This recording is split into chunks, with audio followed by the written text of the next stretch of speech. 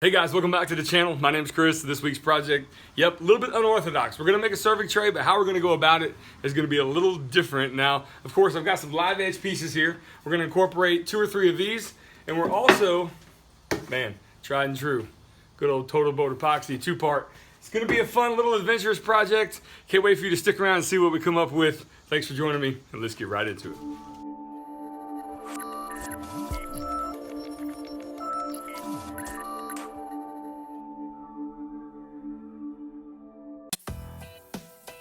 All right, guys, let's get right into it by cutting down some not Baltic birch plywood. This is melamine from your good old-fashioned big box store. This was about $9. It was a 2-foot by 4-foot sheet. I've cut it into a multitude of strips that is basically going to frame out a tray. Melamine is great for when you're working with epoxy and you're making multiple pours.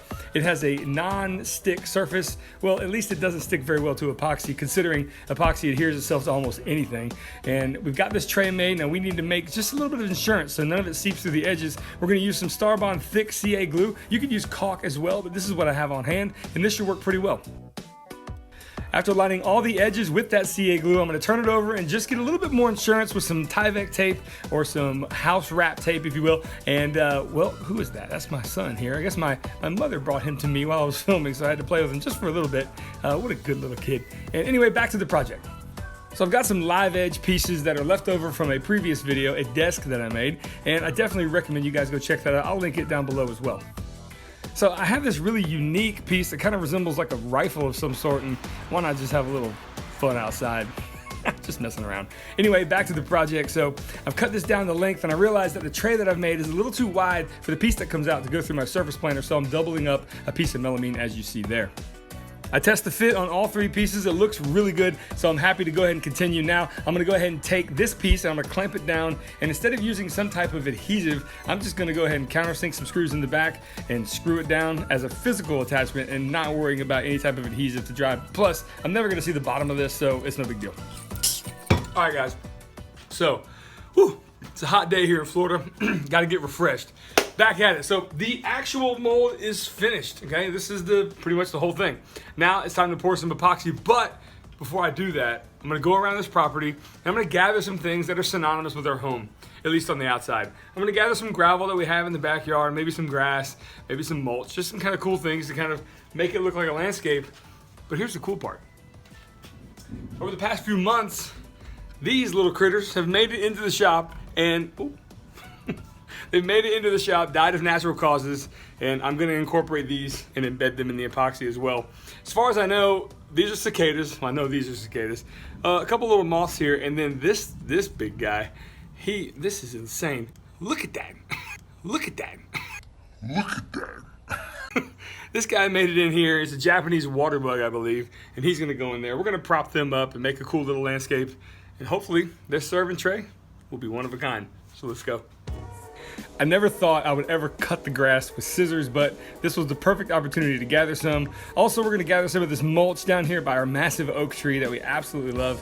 And then of course, right in the backyard, I've got some gravel here.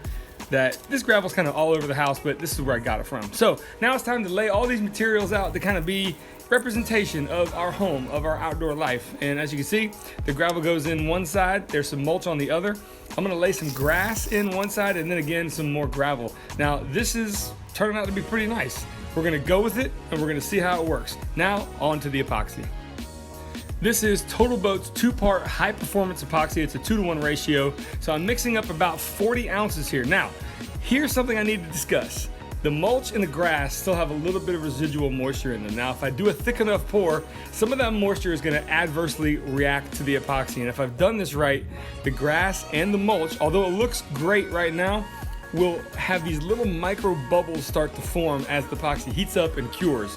In doing that, the goal is to have it look like dew on the ground in the morning.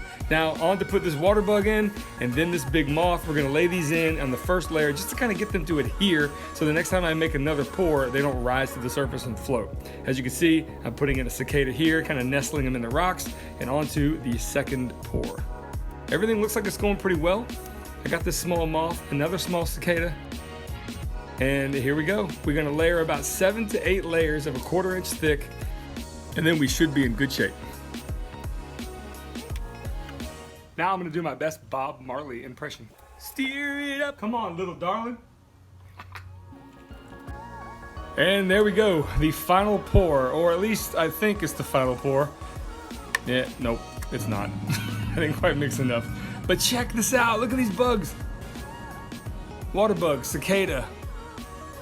Another cicada. I love how the cicadas are just blending into the rocks. You really gotta look for them. The moth as well. They aren't really a huge standout thing. They're subtly placed in there. And with this last and final pour, a little bit of heat to it. Kind of take your time, make sure no bubbles form. You should be just fine. Well, there is a little bit of bubblage on here. Bubblage, is that a word? Well, it is now, and that's what we're gonna call it. But I'll explain why I got so many bubbles in the middle of this piece just in a second. But for the time being, we're gonna go ahead and demold this thing. We're gonna hammer off this melamine with a dead blow hammer. Comes off pretty easily. Take the screws out from the back, and that's pretty much all you gotta do before you run it through the table saw. Now I'm gonna run it through the table saw for a couple different reasons. One, I wanna go ahead and trim up the epoxy and the melamine off. I'm gonna do both sides, as you can see here. And then I'm gonna take it to the crosscut sled, and I'm going to go ahead and, hey, check that out. Look at that shot. It's pretty cool, isn't it? I'm gonna go ahead and cut off the edges as well with a simple crosscut, but I made a mistake. I didn't recognize that there was one piece of gravel right there. Now, that completely dulled this blade. I'm not sure if you know that carbide can cut through a lot of things, but sometimes it really doesn't do all that well with stone. And that blade is now ruined, but that's okay. It's now time to get this thing off of the bottom piece, and I'm gonna do this by clamping it down. But before I go into that, let me show you these bubbles I'm talking about. This is one of the middle knots. This is a time-lapse video of 1 minute. You can see all the micro bubbles come up. Now, I should have flooded that surface with epoxy first, and then poured the last pour, but I didn't. Either way, I'm gonna plane this thing through the surface planer and it should be fine. After I take a chisel to it a couple times, it comes right off, no problem. We're gonna go ahead and sand it down a little bit before we run it through the planer, and here we go.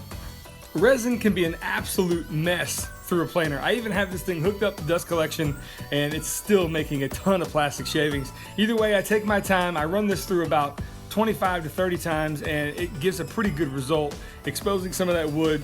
And again, like I said, those bubbles are gone. And now we're gonna run through the grits from 180 all the way up to 220. All right, so this is one of my favorite parts of doing any type of epoxy. Well, I'm gonna flood the surface with mineral spirits, and we're gonna see exactly what's underneath this, and then we're gonna put a top coat on, and it will be crystal clear. And here we go, little mineral spirits, like I said, on the rag, and all that dust gets wiped away. I think this is absolutely crazy. I would like to know what you guys think of this project as well, so leave me a comment down below and let me know your thoughts. I decided to resand the entire piece because I forgot to put the 1/4 inch round over the top. I'm gonna do that here with my trim router, taking my time, making sure not to get any blowout, and of course, resin, absolute mess again. Good Lord. Anyway, here we go. 180 grit to 240 grit up to, we're gonna try something new here. We're gonna try one of these 400 grit sand nets from Diablo. Of course, not sponsored at all, but I'm gonna give this a go, see how it works. And honestly, my initial impression, I'm very impressed. Look at all that dust just completely get sucked up, and the surface is that much more, I don't know, crystal clear, if you will. But we still have to do a top coat. So everything's a little hazy still. Once this top coat goes on, here's how you finish a piece with TotalBoat's 2-part epoxy. So I've mixed up a batch of epoxy. I've got 3 ounces for every square foot, typically on a final coat. I take a notched trowel. At this point, it's kind of like a glue spreader, and it's gonna go flood the entire surface, the edges included. Then I take a blowtorch, get all the bubbles out, and as you can see, crystal clear finish. I do want to show you, if you noticed earlier, the grass looks like it has dew on it, and so does this mulch. And that effect of letting the epoxy kind of mix up with a little bit of moisture was pretty cool. So that's what we're gonna go with. Now, time to install the hardware. Now it's time to install the hardware. Now I can't take credit for how cool this hardware is. I was gonna use a standard, sleek, little modern stainless steel piece, but my wife intervened, and boy was she right about this. This decision makes the piece, in my opinion. So thank you for that, honey. And like in every relationship, there's a husband and there's someone who's usually always right. So thank you, baby. I mean that.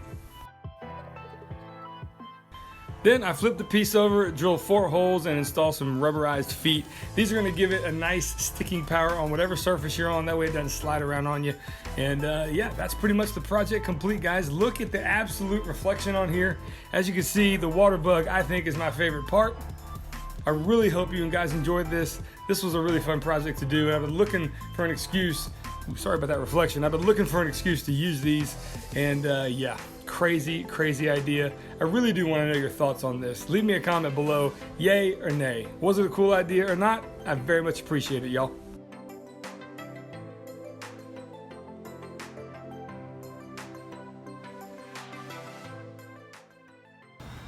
Whew. Well, there it is, guys. How insane is this? How beautiful is that? I think it's one of the crazier things I've ever done, and I love it. Absolutely love it. I really want to hear your thoughts down below in the comments. Let's get a conversation started on, is this crazy or is this cool? That's what I want to know. Also, I want to thank TotalBoat as well. You guys absolutely rock. Thank you so much for providing me with the materials to make this happen. I'm going to link down below their website. Give them a look. If you want to start getting into epoxy, TotalBoat is definitely the way to go. Check them out, and thank you again, guys. Also, I want to invite you to subscribe to this channel. This is the kind of crazy stuff I do from time to time. Turn that bell on as well so you never miss a video and you never miss something as insane as this. Guys, thank you so much for joining me. My name is Chris. This has been A Glimpse Inside, and I'll see you on that next project. See you later.